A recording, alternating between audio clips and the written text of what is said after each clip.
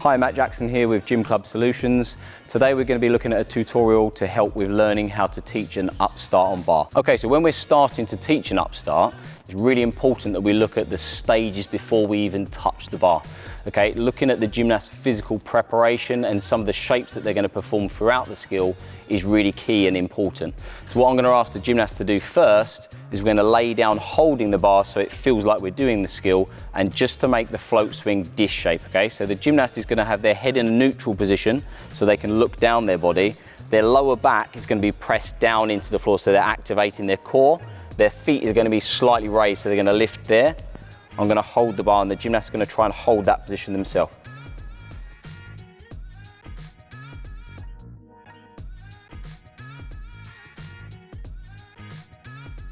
Okay, so the next shape we're going to look at is the pike fold for when we're doing the upstart. We're going to do the pike fold in the same position as we do when we're learning the skill. So the gymnast is going to again lift into the strong long dish position they need in the float swing. Then they're going to bring their toes to the bar, again keeping their head neutral and their legs straight as they fold towards the bar. So the gymnast will scoop into the long dish, bring their toes to the bar and holding them there for a few seconds, and then again extending back to the long dish. Okay, another progression we can use to help the gymnast understand the motion of the skill when they're doing an upstart is to use these panel mats on the floor. It doesn't have to be panel mats, it could be blocks or anything you've got that you can use in your own gym scenario. But what we're going to do is ask the gymnast to start laying in the long dish like we've done before. They're then going to bring their feet to their hands, then their feet are going to try and stay contracted up whilst their hands press down on the panel mats to bring their shoulders into support and in front, and end in a folded position, which is really crucial to what we want the gymnast to understand to be able to cast the handstand out of an upstart afterwards.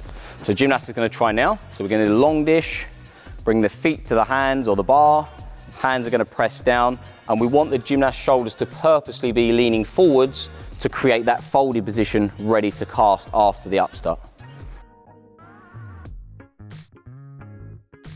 Okay, another nice progression we can use for the upstart is to challenge the gymnast in the positions that we want them to hold.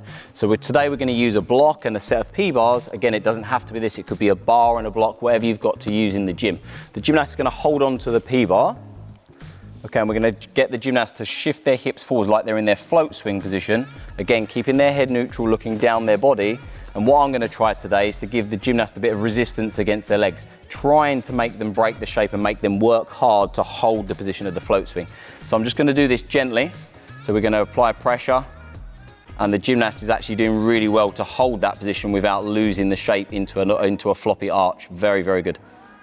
Okay, so the next challenge for the conditioning stage of an upstart for me is going to be, again, putting the gymnast into this long dish position with a bit of resistance first in the dish, then the gymnast is going to bring their feet to the bar like they will when they fold in the pike up part of the upstart. So I'm going to again put the pressure on to start, then the gymnast will fold feet to the bar, then they'll come back to the dish again with resistance, and then back to the bar. Very good. Okay, so we're now moving on to the actual apparatus. So the gymnast is going to be strapped onto the bar, and we're going to look at the fundamental part of the start of the float swing. So I've asked the gymnast to stand on a slightly raised platform. I'm going to ask the gymnast to hide their ears, bring their hips behind them, so their ribs are sucked in, the feet are going to be leading the float swing. I'm just going to ask the gymnast to make the right shape for the float swing. So we're going to press on the bar, keeping our ribs in, and the gymnast is going to jump, making their hips travel away from the bar, ready to make the right motion for the float swing. Okay, so the gymnast is going to bend the knees, jump, hold the shape, come back.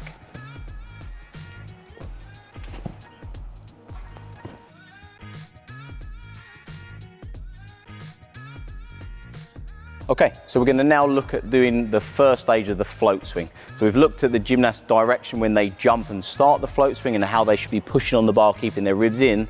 The next part is the actual float. So when we do this stage today, we're going to use a bench and a slider. Again, it could be on a wedge or a slope, whatever you have to use in your gym. This is just an idea that you can use to start the first stages of your float swing. So today we're using the slider. The gymnast is going to go onto the slider. Ribs are going to be in and extend to that nice dish position. The gymnast, again, head position should be neutral, looking down their body in a nice dish and holding that nice shape at the end of the float swing.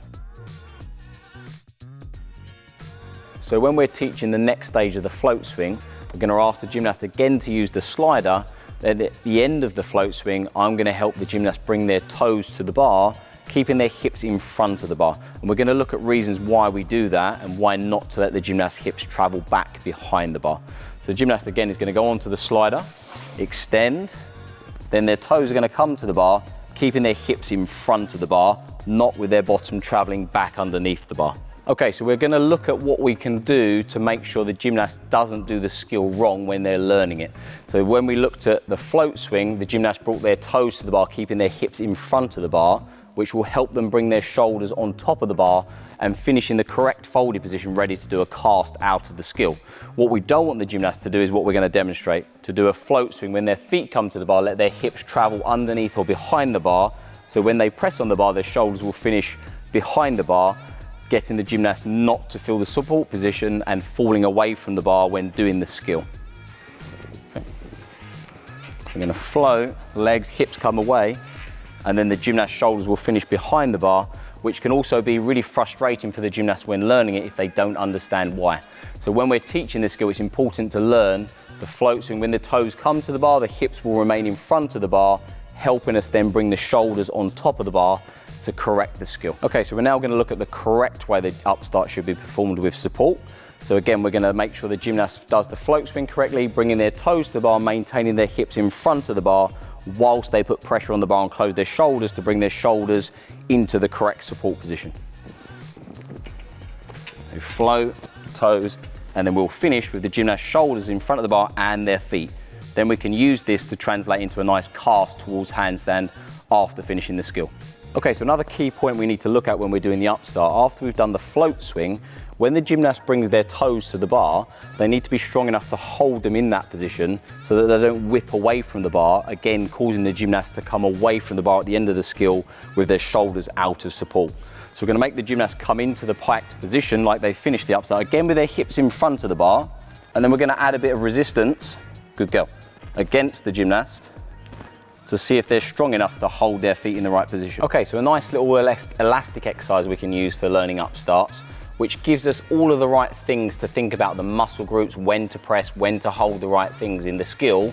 We're going to try and do this today and see if it helps with your preparations and understanding for your gymnasts. So what we're doing is we're putting the band on top of the gymnast's legs, getting them to use the pressure in the legs, trying to fight against the band to hold their legs to the bar, whilst using the other elastic to press their arms towards the floor, creating the hold of the legs and the press of the shoulders whilst you're learning an upstart. This can be a really good side station.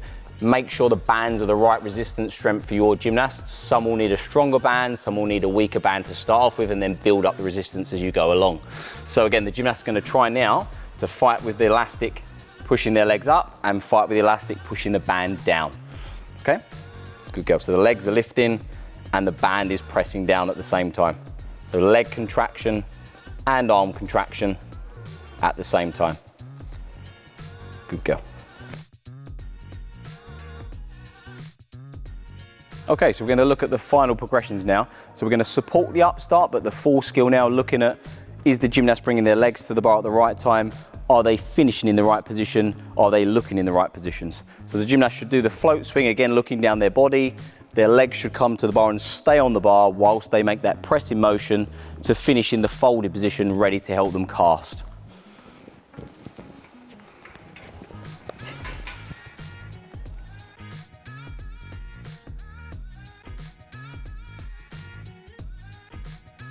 Okay, the final stage will be the gymnast trying to do the skill on their own, performing the whole upstart, but in the gloves and loops to make sure they're safe and they can't slip off of the apparatus.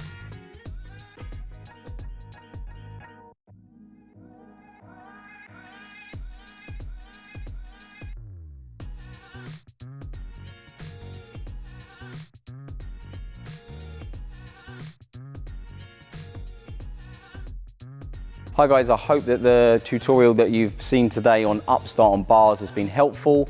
Again, please take it away, use all of the progressions, use things that you want to add into your program that you maybe have not done before. Try new things with your gymnasts. If these progressions that we've used today are helpful, then great, take them away and use them in your gym and let the gymnast enjoy learning their upstarts.